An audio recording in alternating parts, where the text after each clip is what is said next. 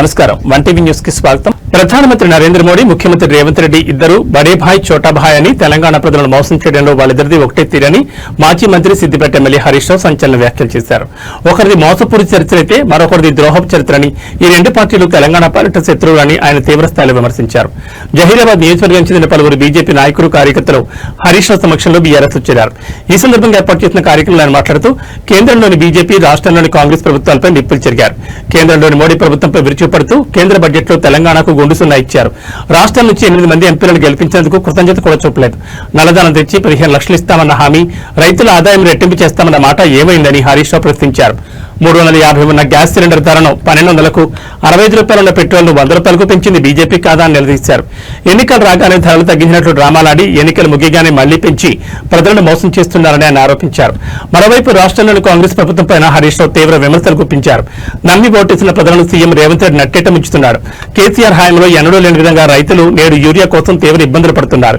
యూరియాను సకాలంలో అందించడంలో కాంగ్రెస్ ప్రభుత్వం పూర్తిగా విఫలమైందని దుయ్యబట్టారు. తెలంగాణ రైతులంటే కేంద్ర రాష్ట్ర ప్రభుత్వాలకు చిన్నచూపని ఆయన ఆగ్రహం వ్యక్తం చేశారు. రాబోయే స్థానిక సంస్థల ఎన్నికల్లో సంగారెడ్డి జిల్లా పరిషత్తో పాటు ఉమ్మడి మెదక్ జిల్లాలోని అన్ని స్థానాల్లో బీఆర్ఎస్ కైవసం చేసుకుంటుందని హరీష్ రావు ధీమా వ్యక్తం చేశారు. కష్టకాలంలో తెలంగాణకు కేసీఆర్, బీఆర్ఎస్ పార్టీ మాత్రమే శ్రీరామ్ రక్షని ఆయన స్పష్టం చేశారు.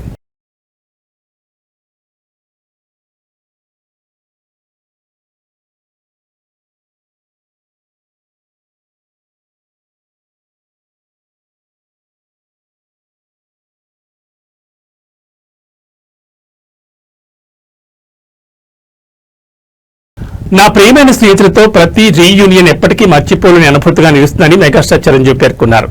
80 ఏళ్ల నాటి తారల రీయూనియన్ ఫోటోలను పంచుకుంటూ మెగాస్టార్ ఈ వ్యాఖ్యలు చేశారు. ఇవి ఎప్పటికీ అందమైన జ్ఞాపకాలని ఆయన అన్నారు. తమ మధ్య దశాబ్దాలుగా కొనసాగుతున్న ఈ బంధం విడదీయరాదని చెప్పారు. అలనాటి తారలు ప్రతి ఏటా రీయూనియన్ వేడుకలు నిర్వహించుకుంటున్న విషయం తెలిసిందే. చెన్నైలో వరదల కారణంగా గత ఏడాది వాయిదా పడింది. తాజాగా ఈ నెల 4న దక్షిణాది, ఉత్తరాది నటులు మొత్తం 31 మంది కలిసి చెన్నైలో పార్టీ చేసుకున్నారు. ఈ సమావేశానికి సంబంధించిన ఫోటోలను మెగాస్టార్ చిరంజీవి సోషల్ మీడియా వేదిక ఎక్స్ ద్వారా పంచుకుంటూ ఎన్నో అందమైన జ్ఞాపకాలు, మరెన్నో నవ్వులతో ఈ వేడుక ఆనందంగా సాగింది. ప్రతిసారి మొదటి సమావేశంలానే ఉంటుందని చిరంజీవి తన పోస్టులో రాసుకొచ్చారు. ఈ ఫోటోలు ప్రస్తుతం సోషల్ మీడియాలో వైరల్ గా మారాయి. ఈ రీయూనియన్ వేడుకలో చిరంజీవి, వెంకటేష్, జాకీ ష్రాఫ్, శరత్ కుమార్, రాజ్ కుమార్ సేతుపతి, నరేష్, సుప్రియ, నదియా, రాధ, రమ్యకృష్ణ, సుమలత, జయసుధ, శోభన్లతో పాటు మరికొందరు అగ్రతారలు పాల్గొన్నారు.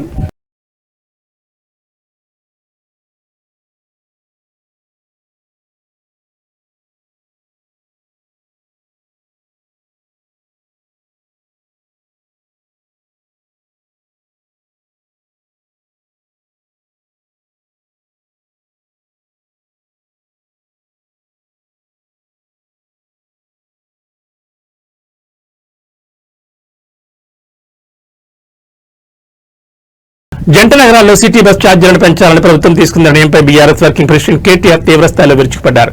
ఒకేసారి కనీస ఛార్జీని ఏకంగా 10 రూపాయలు పెంచడం దుర్మార్గమని, ఇది ముఖ్యమంత్రి రేవంత్ రెడ్డి అసమర్థ పాలనకు నిదర్శనమని ఆయన విమర్శించారు. ఈ మేరకు ఆయన ఎక్స్ వేదికగా ప్రభుత్వంపై తీవ్ర ఆగ్రహం వ్యక్తం చేశారు. ప్రభుత్వ నిర్ణయంతో పేద, మధ్యతరగతి ప్రజల ప్రయాణికుల జేబులను కొల్లగొట్టాలని చూస్తున్నారని కేటీఆర్ ఆరోపించారు. ఇప్పటికే నిత్యావసరాల ధరల పెరుగుదలతో ప్రజలు ఇబ్బందులు పడుతున్నారని, ఇలాంటి సమయంలో బస్ ఛార్జీలు పెంచడం వల్ల ప్రతి ప్రయాణికుడిపై నెలకు అదనంగా 500 రూపాయల భారం పడుతుందని ఆయన ఆవేదన వ్యక్తం చేశారు. ఈ పరిస్థితుల్లో బడుగు జీవులు ఎలా బతకాలో ముఖ్యమంత్రి సమాధానం చెప్పాలని డిమాండ్ చేశారు. కనీస ఛార్జీపై ఏకంగా 50% పెంచడం దారుణమని కేటీఆర్ అన్నారు.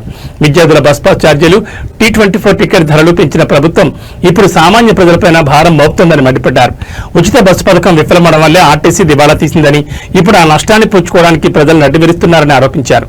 రాజధాని వాసులపై రోజుకు ₹1 భారం మోపే ఈ నిర్ణయం హైదరాబాద్ ప్రజలపై ముఖ్యమంత్రికి ఉన్న కక్షను స్పష్టం చేస్తోందని కేటీఆర్ తన ట్వీట్లో పేర్కొన్నారు.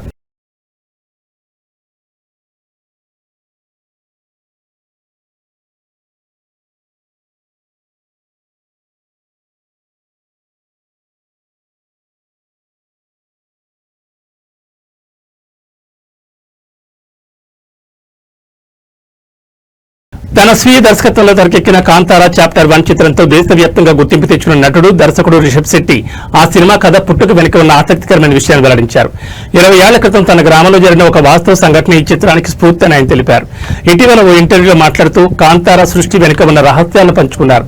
సుమారు 20 ఏళ్ల క్రితం మా ఊర్లో వ్యవసాయ భూమికి సంబంధించి ఒక రైతుకు అటవీ అధికారికి మధ్య పెద్ద ఘర్షణ జరిగింది. నేను దాన్ని కేవలం ఇద్దరు వ్యక్తుల మధ్య గొడవగా చూడలేదు, ప్రకృతికి మానవ అవసరాలకు మధ్య జరుగుతున్న సంఘర్షణగా భావించాను. ఆ ఆలోచన నుంచే కాంతార కథకు బీజం పడింది. మన సంస్కృతి వ్యవసాయం చుట్టూ ఎలా అల్లుకుపోయిందో ఆలోచించడం మొదలుపెట్టానని రిషబ్ వివరించారు. సినిమాలో అత్యంత కీలకమైన క్లైమాక్స్ సన్నివేశాల గురించి మాట్లాడుతూ అందరూ క్లైమాక్స్ గురించి గొప్పగా మాట్లాడుకుంటున్నారు. నిజానికి ఆ సన్నివేశాల విజువల్స్ నేను కేవలం ఊహించుకున్నాను. నా వెనుక ఏదో ఒక అచేత శక్తి ఉండి ఆ సన్నివేశాలను రాయించిందని నేను బలంగా నమ్ముతానని ఆయన అన్నారు. కథలో ఆలోచింపచేసే అంశం ఉంటే ప్రేక్షకులు తప్పకుండా ఆదరిస్తారని రిషబ్ శెట్టి అభిప్రాయపడ్డారు. మన కంటెంట్ సామాన్యులు కూడా సులభంగా అర్థమయ్యేలా ఉండాలి. అప్పుడే అది ప్రాంతీయ పరిమితులను దాటి అందరికీ చేరువవుతుంది. కాంతార విషయంలో నా నమ్మకం మరోసారి నిజమైందని ఆయన పేర్కొన్నారు.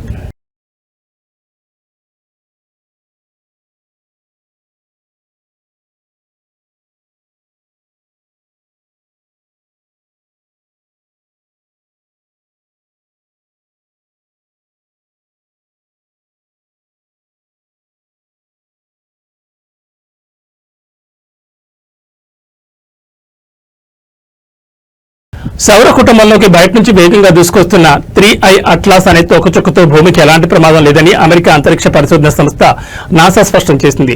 సెకనుకు 61 కిలోమీటర్ల అసాధారణ వేగంతో ఇది ప్రయాణిస్తున్నప్పటికీ దీనివల్ల ఆందోళన చెందాల్సిన అవసరం లేదని తెలిపింది. ప్రస్తుతం ఈ తోకచుక్క కదలికలను నిరంతరం గమనిస్తున్నట్లు నాసా పేర్కొంది. మన సౌర వ్యవస్థకు చెందని ఖగోళ వస్తువులను గుర్తించడం ఇది మూడోసారి. గతంలో 2017లో జౌమువామువా, 2019లో 2I బోరిసోవ్ అనే వస్తువులను శాస్త్రవేత్తలు కనుగొన్నారు. ఇప్పుడు గుర్తించిన 3I అట్లాస్ ను సౌర కుటుంబం బయట నుంచి వచ్చిన మూడో అతిథిగా పరిగణిస్తున్నారు. దీని పేరులోని I అక్షరం ఇంటర్స్టెల్లార్ అని సూచిస్తోంది. ఈ తోకచుక్కను తొలిసారిగా ఈ ఏడాది జూలై 1న చిలీలోని రియో హార్టాడులో ఉన్న అట్లాస్ టెలిస్కోప్ ద్వారా గుర్తించారు. సూర్యుడికి దగ్గరయ్యే కొద్దీ దీని వేగం మరింత పెరుగుతుందని నాసా ఒక ప్రకటనలో వివరించింది. అక్టోబర్ 30 నాటికి ఇది సూర్యుడికి అత్యంత సమీపంగా అంటే సుమారు 21 కోట్ల కిలోమీటర్ల దూరానికి చేరుకుంటుందని అంచనా వేస్తున్నారు. ఇది అంగారక గ్రహ కక్షకు కొద్దిగా లోపలి భాగంలో ఉంటుంది.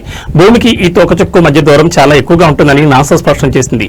ఈ తోకచుక్క భూమికి అత్యంత దగ్గరగా వచ్చినప్పుడు కూడా దాని దూరం సుమారు 27 కోట్ల కిలోమీటర్లు ఉంటుంది. కాబట్టి భూమికి దీనివల్ల ఎలాంటి ముప్పు లేదని నాసా శాస్త్రవేత్తలు తెలిపారు. హబుల్, జేమ్స్ వెబ్ వంటి శక్తివంతమైన టెలిస్కోపుల ద్వారా దీని గమనాన్ని నిశ్చితంగా పర్యవేక్షిస్తున్నారు. అక్టోబర్ చివరిలో సూర్యుడి వెనుక నుంచి ప్రయాణించి మార్చి 2020 నాటికి బృహస్పతిని దాటి తిరిగి మన సౌర వ్యవస్థ నుంచి శాశ్వతంగా దూరంగా వెళ్లిపోతుందని శాస్త్రవేత్తలు అంచనా వేస్తున్నారు.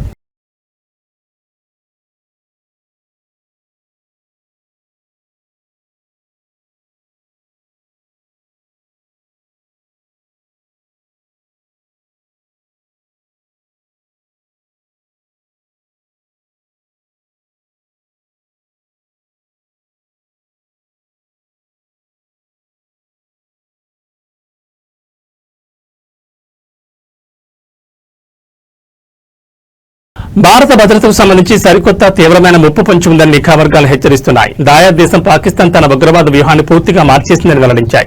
నేరుగా దాడులు చేసే బదులు బంగ్లాదేశ్ ఒక ముసుగు యుద్ధ క్షేత్రంగా మార్చి భారత్ను అస్థిరపరిచేందుకు భారీ కుట్రకు తెరలేపింది.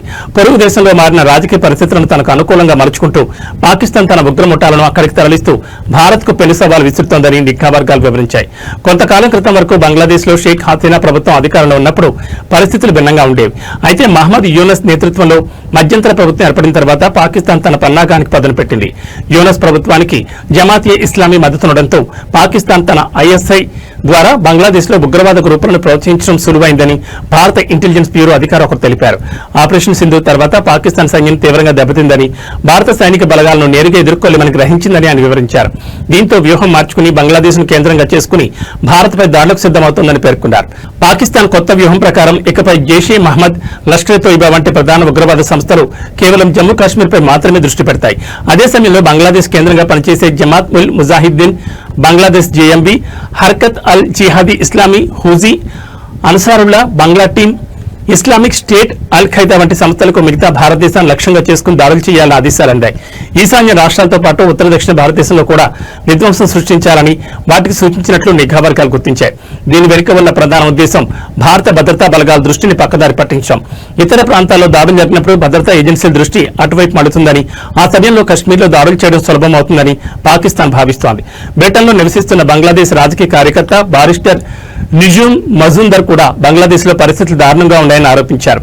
యూనస్ పాలనలో గత 14 నెలల్లోనే 2500 చిత్రహింస కేసులు, 30 మంది మైనార్టీల హత్యలు, 637 మోకదారుల కేసులు నమోదయ్యాయని ఆయన ఆందోళన వ్యక్తం చేశారు. ప్రస్తుతం బంగ్లాదేశ్ లో ఉగ్రవాద గ్రూపులకు ప్రభుత్వ అండదండలు లభిస్తున్నాయని, అవి బహిరంగంగా కార్యకలాపాలు నిర్వహించే స్వేచ్ఛ కూడా ఉందని భారత అధికారులు చెబుతున్నారు. బంగ్లాదేశ్ కేంద్రంగా పనిచేస్తున్న ఈ ఉగ్రవాద సంస్థలకు ఇప్పటికే భారత్ లో స్లీపర్ సెల్స్ ఉండడం ఆందోళన కలిగించే విషయం. జేఎంబీకి పశ్చిమ బెంగాల్లో, ఏబీటీకి ఈశాన్య రాష్ట్రాల్లో, హుజీకి దక్షిణ భారతదేశంలో, అల్ ఖైదాకు ఉత్తర భారతంలో నెట్వర్క్లు ఉన్నాయి. ఇస్లామిక్ స్టేట్ భావజాలం కూడా దక్షిణ భారతంలో వ్యాపించింది. అంటే ఈ గ్రూపులు సులభంగా తమ స్లీపర్ సెల్స్ ను యాక్టివేట్ చేసి దాడులకు పాల్పడే ప్రమాదం ఉంది.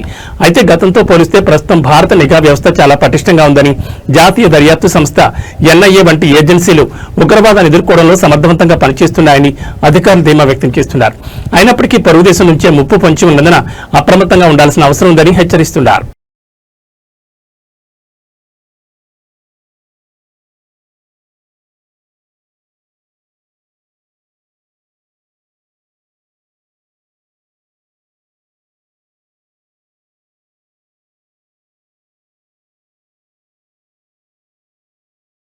ఇవి బులెటిన్ విశేషాలు. నమస్కారం.